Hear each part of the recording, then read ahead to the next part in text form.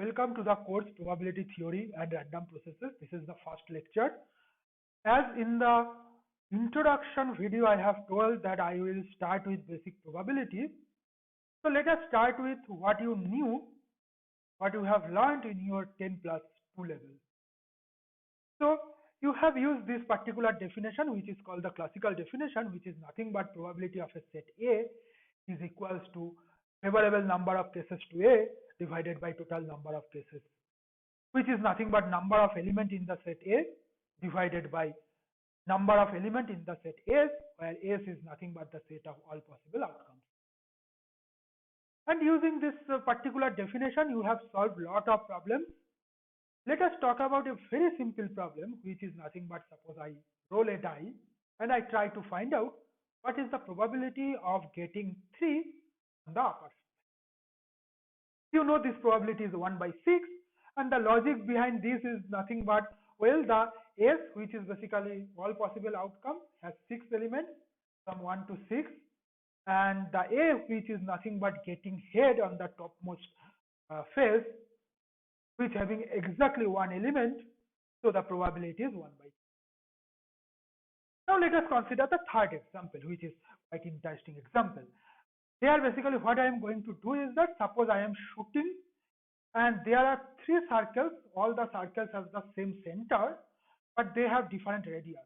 The first circle has radius 1 by 3 feet, second has 1 foot, and third has 3 feet. Okay, so the scenario is something like that. I have this is basically example 2. I have circles. First circle, inside that I have another circle, and inside that I have another circle, and all the center are same. The center of all the circle is same, and I try to find out what is the probability that I hit the inside. Okay, so in this case, S is basically nothing but all the points xy belongs to R square, such that x square plus y square is less than or equals to t. And A is nothing but xy belongs to R square, such that x square plus y square is less than equals to 1 by 9. Okay, so I try to find out what is the probability that I hit inside the inner circle. That basically means that I hit in a point which belongs to the set A. Now note that in this case, number of element in S, which is infinite, and number of element in A, which is also infinite. Now if I try to use the classical definition of probability, which is nothing but number of point in A divided by number of point in S, which is basically infinite by infinite form, which we know that it is undetermined.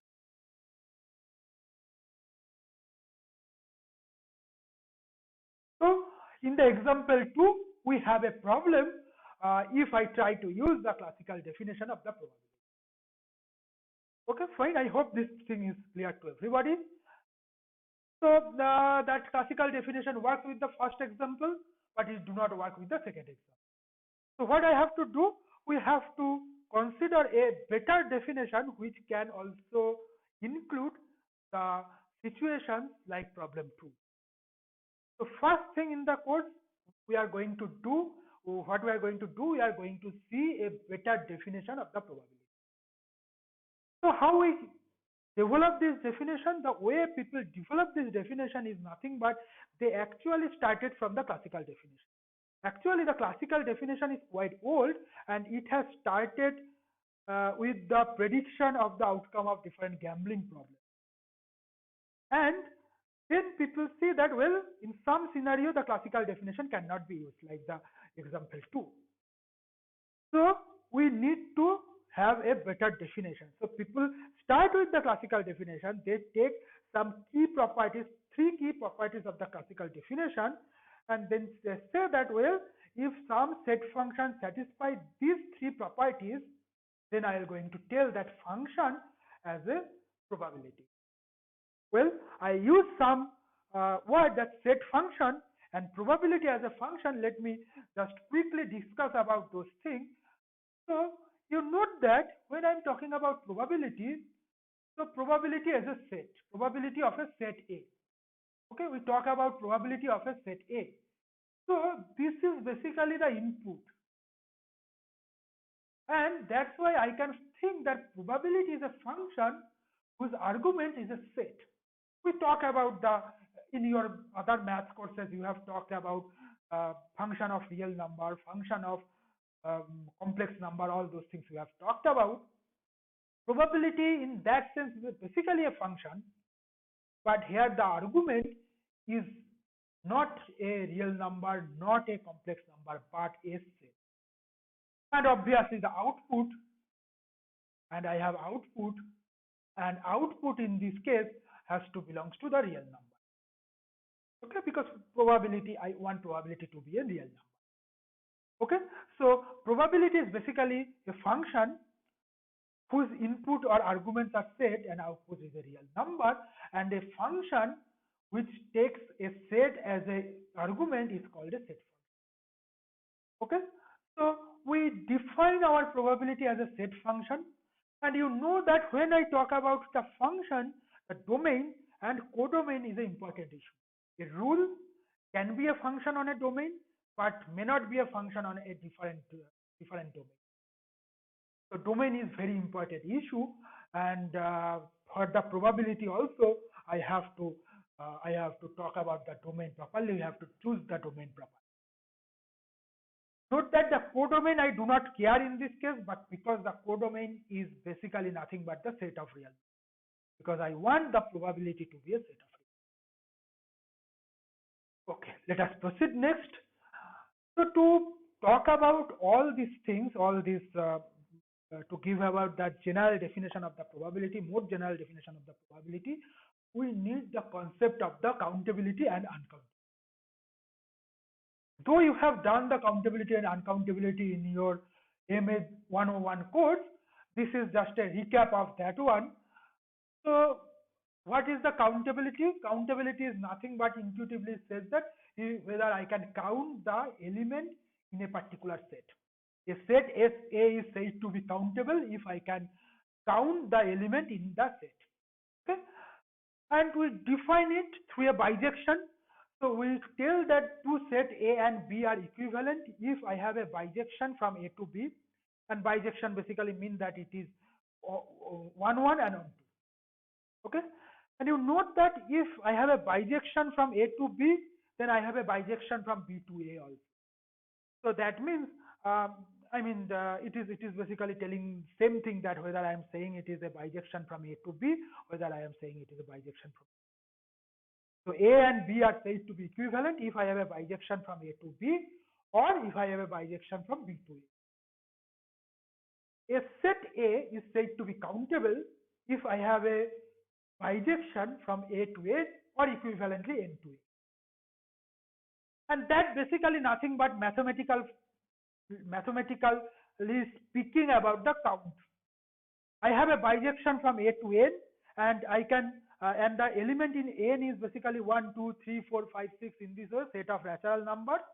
So if I have a bijection from A to N, that basically means that each element in N, I have an element in A. So the element in A, or which corresponding to the one element, first element in N, the element 1 in N is basically the first one, which corresponding the element 2 in N is basically the second one, and so on and so forth. So I can count the points in A, and that is basically the countability. A set is said to be at most countable if it is finite or countable. So countable, when you talk about A is equivalent to N, it basically makes A to be a infinite set, because N has infinite points. And then set A is uncountable if it is neither finite nor countable. So if it is not at most countable. Z is countable. You can easily check this one. You can easily give the function a bijection from Z to N, and thus Z is a countable set. Let us see some of the theorems and corollary regarding countability and uncountability. The first one is that every subset of an at most countable set is again at most countable. And it is very intuitively very fine, because if you have a bigger set and if you can able to count the elements in the bigger set, and now if you take a subset of it which is a smaller set, you should be able to count the element in the subset.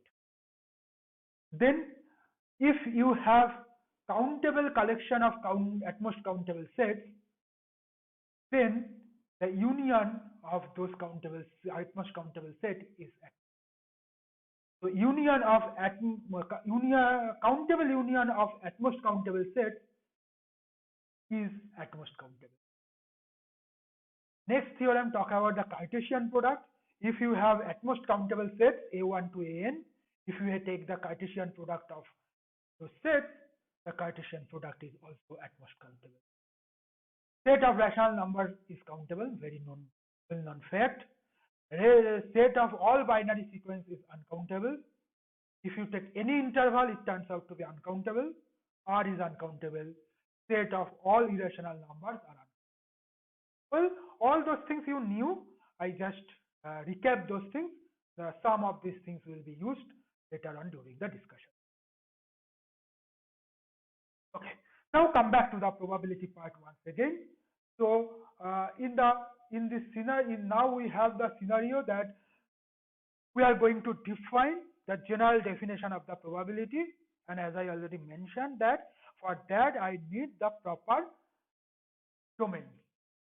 And to define the domain, I need two more concepts. One is the random experiment and the next one is the sample space. So first I will define these two concepts, and then I will going to define the sigma algebra, which is basically nothing but the domain of the probability.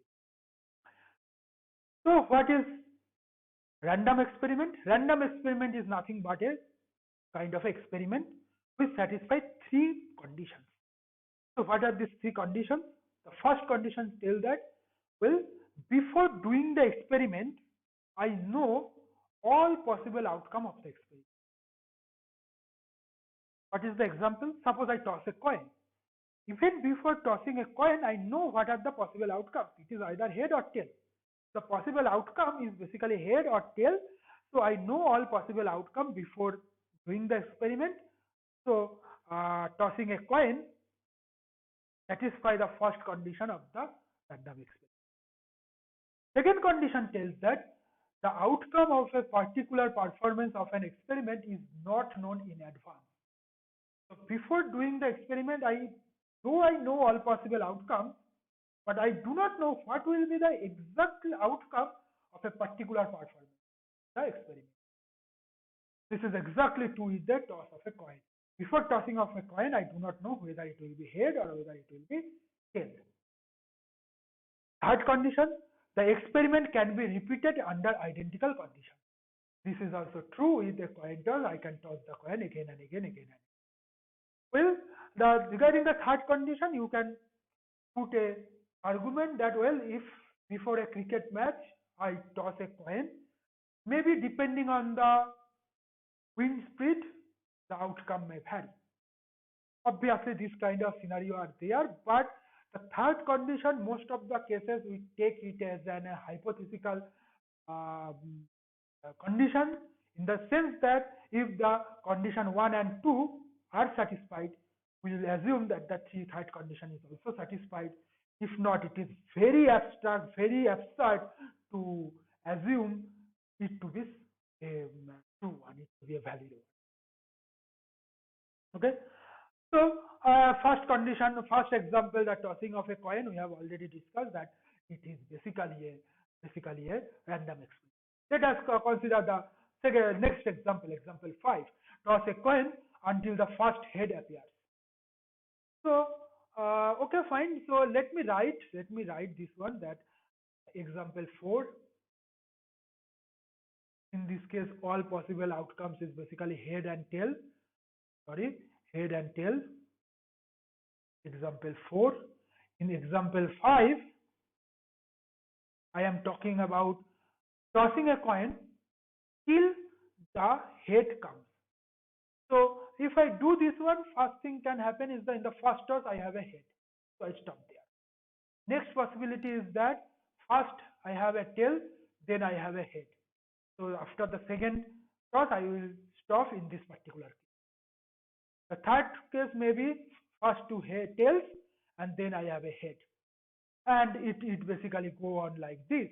But you see that I know that all possible outcomes, the all possible outcomes is of the form that x1, x2 up to xn minus 1 and then xn, where basically all xi equals to tail for I equals to uh, I equals to 1 to up to n minus 1 and xn equals to head for some n.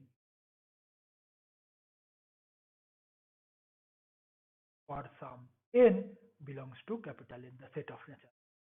Okay, so actually I know what are the all possible outcomes. The second one, obviously, that second condition was that before the performance of the experiment, I do not know what will be the outcome. So definitely before performance of the experiment, I do not know whether this one going to happen or this one going to happen or this one going to happen or something else going to happen. And the third condition, as I mentioned, we will assume that it is true. And for the coin toss, it is not very absurd to assume also. Example 6. Example 6 is measuring the height of a student. If you measure the height of a student, you know that all possible outcomes has to be something positive. So all possible outcomes is basically nothing but anything between 0 to infinity. But before measuring the height of a particular student, you do not know what is the exact height of that particular student. So it basically satisfies both first and second condition, and third condition also can be assumed to be true because I can measure the height of a student again and again, again and again. Okay, so that example 3, example 4, 5 and 6 give us some examples of random experiments. Next, sample space. Note that in case of the random experiment, I know what are the all possible outcomes. So sample space is nothing but the set of all possible outcomes of a random experiment. So the set of all possible outcomes of a random experiment is called sample space of that random experiment. And we will denote it by S. So in the example 4, which is now basically example 7, which is basically a continuation of example 4.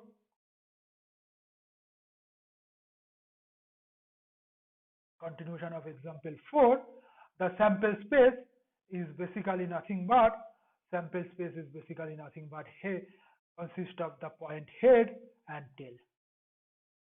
In next example 8, which is basically the continuation of example 5, in this case the sample space is basically head, tail, tail head and so on and so forth.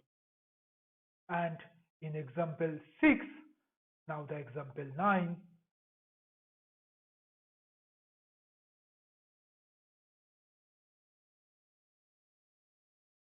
the sample space is the set of all positive real numbers, and that turns out to be the interval 0 to infinity. Note that in this case the sample space is a finite one. In this case it is countable one, and in this case it is uncountable.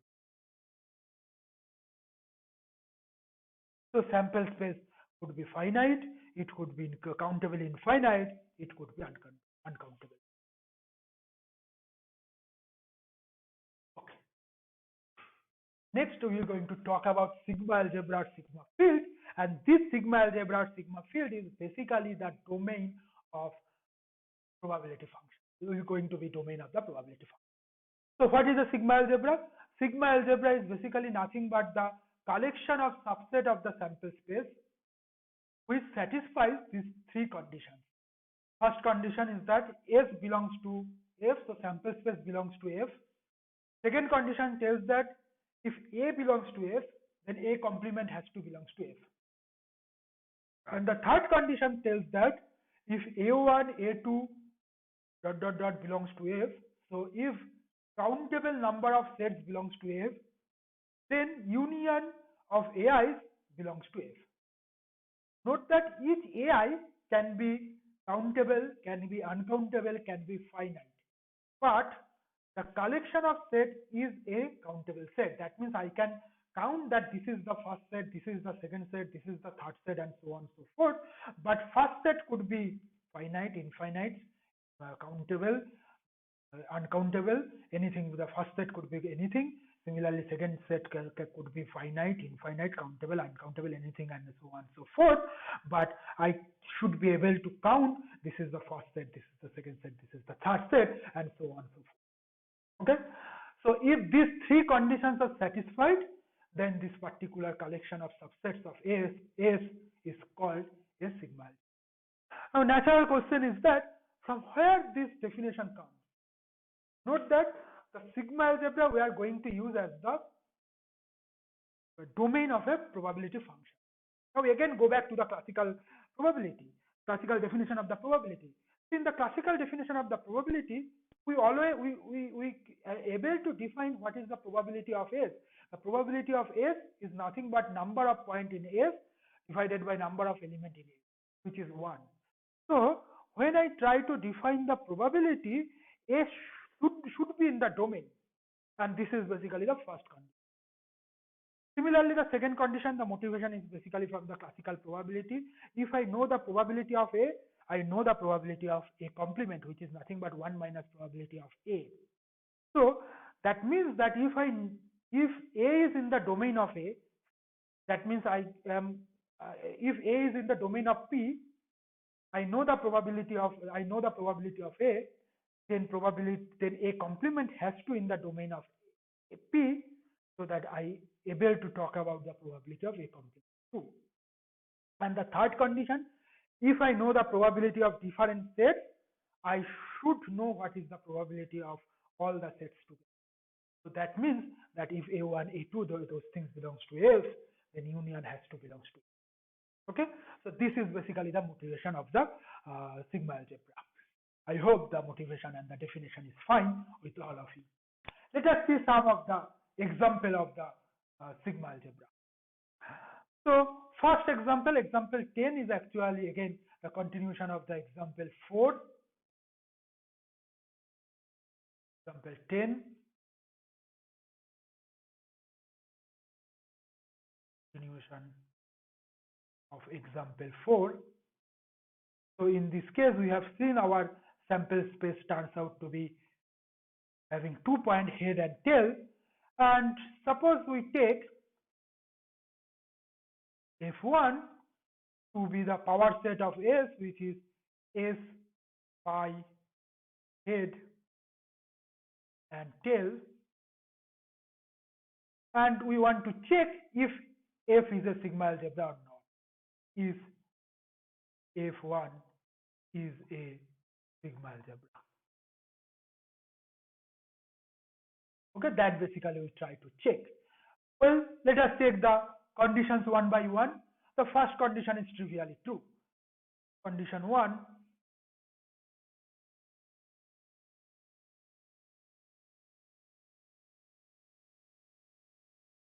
condition 2. Condition 2 says that if A belongs to F, then A complement belongs to F. Well, so I have defined cases now. Case 1, that if A is equals to F, then A complement, which is equals to phi, which belongs to F1. Case 2, if A is equals to phi, then A complement equals to S, which belongs to F1. Case 3,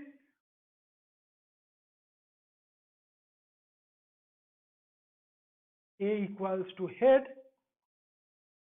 then A complement is equals to tail, which belongs to F1. And the last case, case 4, when A is equals to tail, and in this case a complement is equals to head which belongs to F1. So these are the exhaustive cases, and in all the cases the condition 2 is satisfied. So in general the condition 2 satisfied.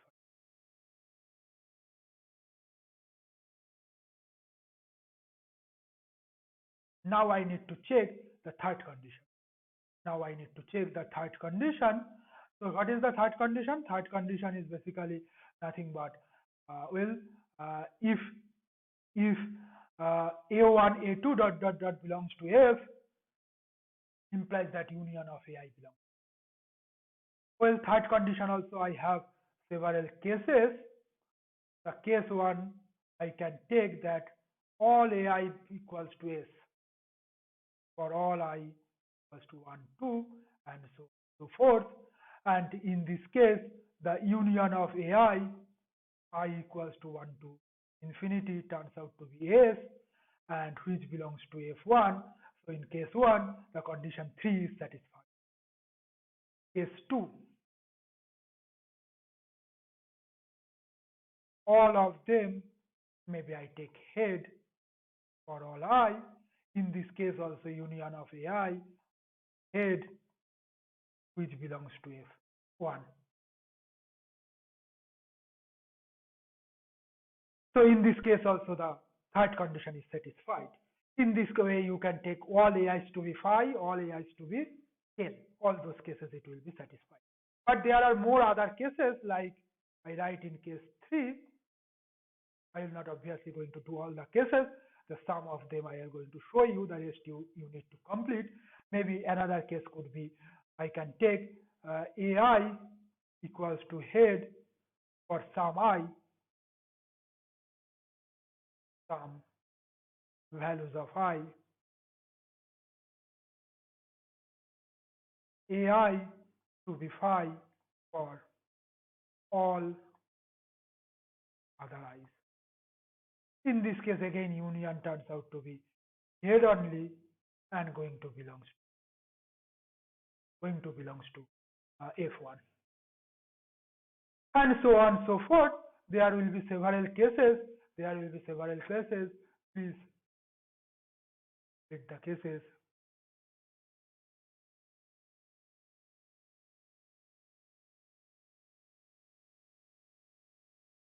Please complete the cases, but every time you will see that basically the condition 3 is satisfied. So I write it there. Well, the condition 3 is satisfied. Condition 3 is satisfied. Therefore, this F1 is a sigma algebra. F1 is a sigma algebra. You can easily check that F2 is also a sigma algebra, and this turns out to be the smallest sigma algebra. And in any sample space, this turns out to be. This F3 is not a sigma algebra. You can easily check this one. Why? The reason is nothing but F3 is not a sigma algebra, as tail, which is nothing but complement of head, does not belongs to F, but H belongs to head, but this head, but this belongs to F3. So that's why basically F3 is not a sigma algebra. Similarly, in example 11 is basically the continuation of example 5. You can check that power set is a sigma, and power set is always a sigma.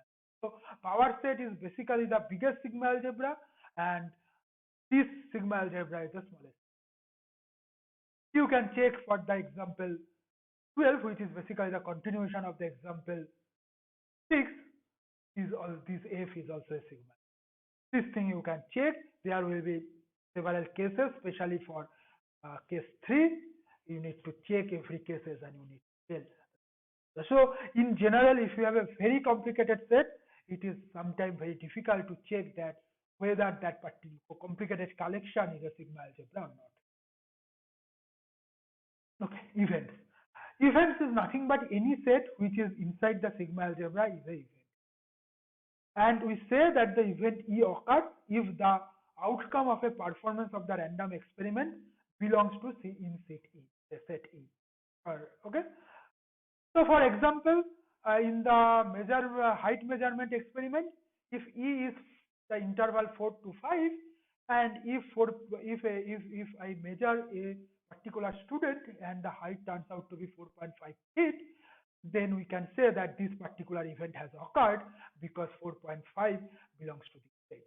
On the other hand, if the outcome turns out to be 5.5, then this event do not occur because 5.5 does not belong to. Okay.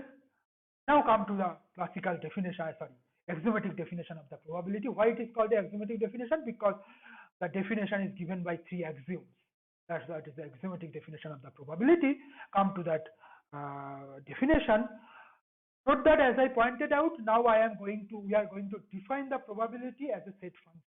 So a set function P from sigma algebra F to R is called a probability if it satisfies these three conditions. What are the conditions? The first condition is that probability of E is greater than equals to 0. For all E belongs to F. So for all event, probability P of E has to be greater than equals to 0. Note that this condition is taken from the classical definition directly, because in case of the classical definition, it is the ratio of the number of points, number of elements in E divided by the number of elements in S, which is always greater than equals to 0.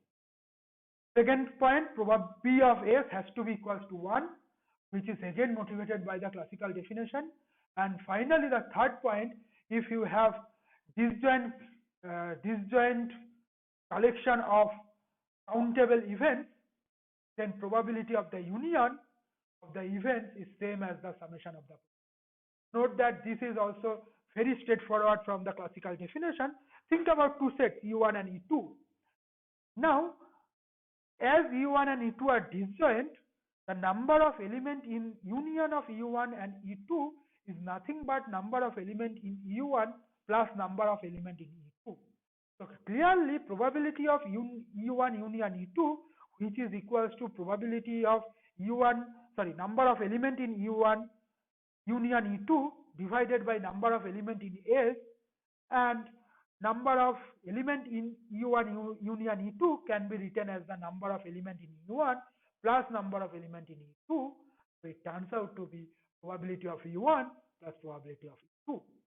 So this comes from the classical definition, and that is kept in the axiomatic definition. So all the three axioms are taken from the classical definition, and the axiomatic definition says that a set function defined on a sigma algebra F to R is a probability if it satisfies these three axioms, and these three axioms are called the axioms of the probability.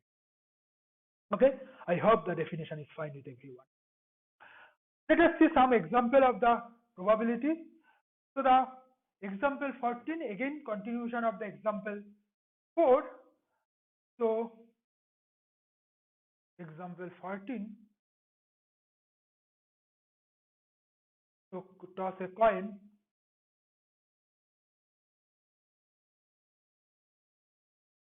We have already seen that in this case sample space is head and tail. Suppose we take F to be the power set of S, which is nothing but basically S, phi, T and head, tail and head. Now let us define a function P. Let define P from this sample, this sigma field F, this sigma field S to R phi. Note that it is a function, P is a function from F to R. So P has to be defined for all element in F. So I define it like this way: P of S equals to 1, P of phi equals to 0, P of head equals to 0.6, P of tail equals to 0.4. Let us check if this P is a probability or not. Is P is a probability. So to do that, what I have to do? I have to basically check that whether the three axioms of the probability satisfies or not. What is the first axiom? The first axiom tells us that P of E is greater than equals to 0 for all E belongs to F. So the way I define P here, this is satisfied. So the condition, or rather axiom 1 is,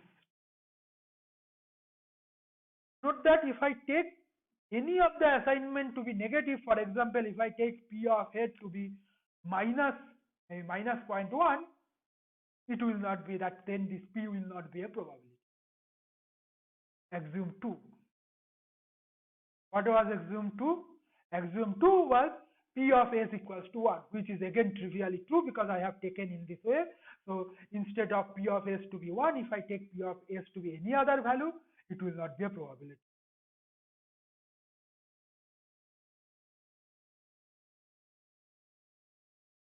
Axiom 3. What was axiom 3? Axiom 3 was that E1, E2 are disjoint collection of disjoint sequence of events. So I have a sequence of disjoint events from the sigma algebra, and I need to check that whether the probability of union of EI is equals to probability of EI or not. So now I have several cases. So case 1 is basically nothing but I can take all EI to be phi for all I. Clearly in this case, EI intersection EJ equals to phi for I not equals to j. In fact, in this case, for any ij it is true. And in this case, if you take the union of EI, that turns out to be phi. And so probability of union of EI, P of union of EI equals to P of phi, which is basically 0.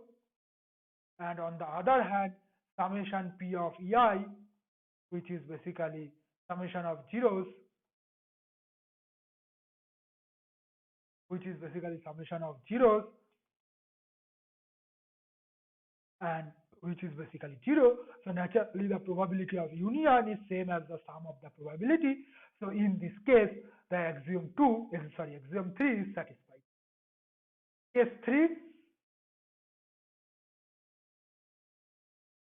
Case 2, EI equals to S for all I. Is this a valid choice? No, this is not a valid choice, because in this case, E1 intersection E2, which is equals to S and not equals to phi. So definitely this collection, this sequence of events are not disjoint. So this is not a valid choice, and we are not going to consider this case. Okay. So the second case, I take that E naught to be S for some I naught, for some I naught in N, and EI equals to phi for all I not equals to I naught. Note that if, so for example, I naught equals to 1, if U1 is S, then all the other EIs has to be phi, otherwise the disjoint will not be disjoint thing. So now this is a valid choice.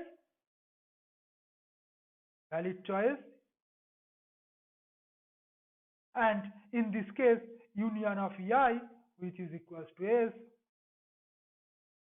and summation of P of EI, which is basically this I naught will contribute 1, all the other EIs will contribute 0, so it will turn out to 1. And on the other hand, the probability of the union is also 1. So these two are same, so the condition 3, the axiom 3 is satisfied in this case. So in this, as you have some other cases, you will have some other cases.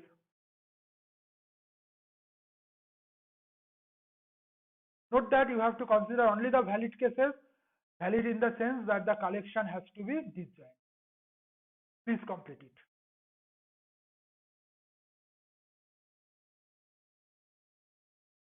However, you can check that all the cases they turns out to be this condition axiom 3 turns out to be satisfied. So I write that axiom 3 is satisfied. 3 is satisfied, and so this P is a probability. Note that, for example, if I take, maybe I take, suppose instead of that, if I take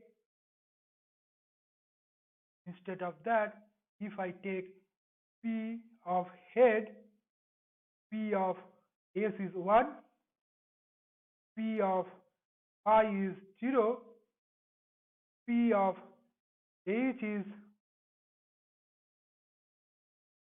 0.1, P of L is 0.4, then this is not a probability. Why? The reason is nothing but if you take EI to be, suppose E1 to be head, E2 to be tail, all the other EIs to be phi for all I greater than 2, then these EIs are disjoint, and if you find out the union of EI, that turns out to be S. So the probability of this union of EI is 1, but on the other side, summation probability of EI, which is basically nothing but probability of H plus probability of tail, which is equals to 0.5. And it shows that axiom 3 is not satisfied here, so clearly this is not a probability. Okay, clear? I hope that definition as well as this example, definition and as well as the example 14 is clear to everybody.